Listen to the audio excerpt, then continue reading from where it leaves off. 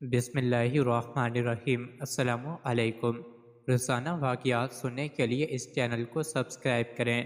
ایک دفعہ کا ذکر ہے کہ نبی کریم صلی اللہ علیہ وآلہ وسلم اپنے گھر میں جلوہ فرما تھے۔ اسی دوران ایک سوالی آیا اور آ کر عرض کرنے لگا، یا رسول اللہ صلی اللہ علیہ وآلہ وسلم، میں فقیر آدمی ہوں، میرے بہت سے بال بچے ہیں، اللہ تعالیٰ کے لیے مجھے کوئی چیز عنایت کریں جسے میں اپنے بال بچوں کے لیے گھر لے جا سکوں۔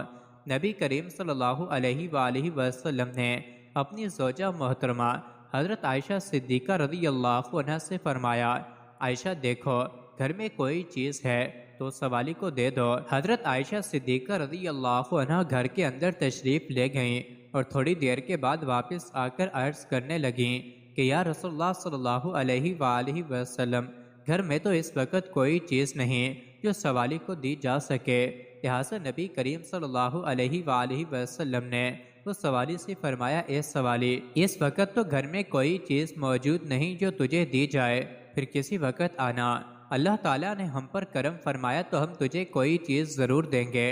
سوالی کہنے لگا، یا رسول اللہ صلی اللہ علیہ وآلہ وسلم، میرے بچے گھر میں میرا انتظار کر رہے ہوں گے، وہ آس لگائے بیٹھے ہوں گے کہ رسول اکرم صلی اللہ علیہ وآلہ وسلم کی بارگاہ سے ہمیں کوئی نہ کوئی چیز مل ہی جائے گی۔ لہٰذا کاشان نبوت میں سے اگر گھر خالی ہاتھ واپس گیا تو ان کی امید ٹوٹ جائے گی اور مجھے یہ اچھا نہیں لگتا۔ حضور اکرم صلی اللہ علیہ وآلہ وسلم نے حضرت عائشہ رضی اللہ عنہ سے فرمایا کہ جاؤ ایک بار پھر دیکھو، کوئی چیز ہو تو لے آؤ۔ حضرت عائشہ رضی اللہ عنہ ایک بار پھر اندر تشریف لے گئیں اور بڑی احتیاط سے گھر کا کونا کونا چھان مارا کہ کوئی چیز ایسی مل جائے جو نبی کریم صلی اللہ علیہ وآلہ وسلم اس سوالی کو دے سکیں اور وہ در نبوت سے ناکام نہ لوٹے، لیکن کوئی ایسی چیز نہ مل سکی۔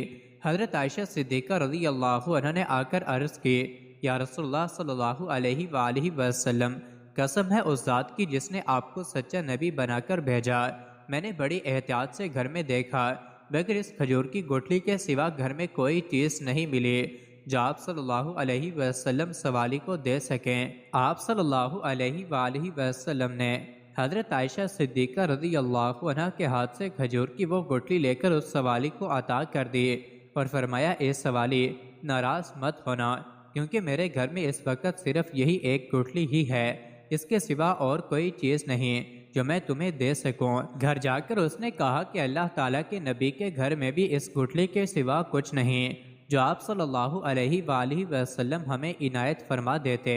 یہ سن کر وہ سب رونے لگ گئے۔ پھر جب انہیں بھوک نے خوب ستایا اور بھوک کی وجہ سے نڈال ہونے لگے تو اچانک اس آدمی نے وہی گٹھلی اپنے منہ میں رکھی اور اسے چوسنے لگا۔ اس نے محسوس کیا کہ اس گٹھلی میں سے دودھ اور شہد نکل کر اس کے حلق میں داخل ہو رہا ہے۔ وہ کافی دیر تک اس گٹھلی میں سے دودھ اور شہد چوستا رہا۔ پھر جب وہ سیر ہو گیا تو اس نے اپنی بیوی سے کہا کہ بڑی حیرانگی کی بات ہے کہ اس گٹھلی میں سے دودھ اور شہد نکلتا ہے، لو تم بھی چوس کر دیکھ لو۔ یہ کہہ کر اس نے گٹھلی اپنی بیوی کو دے دی۔ اس نے وہ گٹھلی منہ میں رکھی تو وہ واقعی اس میں سے دودھ اور شہد نکلنے لگا۔ اس طرح جب وہ سیر ہو گئی تو باری باری سب گھر والوں نے اس گٹھلی کو چوس کر دودھ اور شہد سے اپنی بھوک مٹا لی اور اللہ تعالیٰ کا شکر ادا کیا۔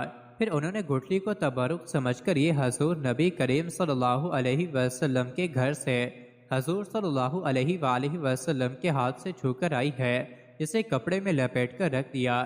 جب دوسرا دن ہوا اور عورت کو بھوک لگی تو اس گٹھلی کا خیال آیا، لہٰذا وہ گئی اور جس کپڑے میں اسے لپیٹ کر رکھا تھا وہ اٹھا کر لے آئی، اور جب اس نے اس کپڑے کو کھول کر دیکھا تو وہی گٹھلی سرخ یاقوت بن چکی تھی جس کی روشنی سے سارا گھر جگمگانے لگا۔ وہ بڑی حیران ہوئی، بہرحال اس نے وہ گٹھلی لی اور بازار چلی گئی جہاں اس نے اسے 60,000 درہم کی عوض بیچ دیا۔ اس طرح نبی کریم صلی اللہ علیہ وآلہ وسلم کی برکت سے ان کی بھوک بھی ختم ہو گئی اور افلاس و تنگ دستی بھی۔ مزید ایسی ہی ویڈیوز کے لیے چینل کو ضرور سبسکرائب کریں۔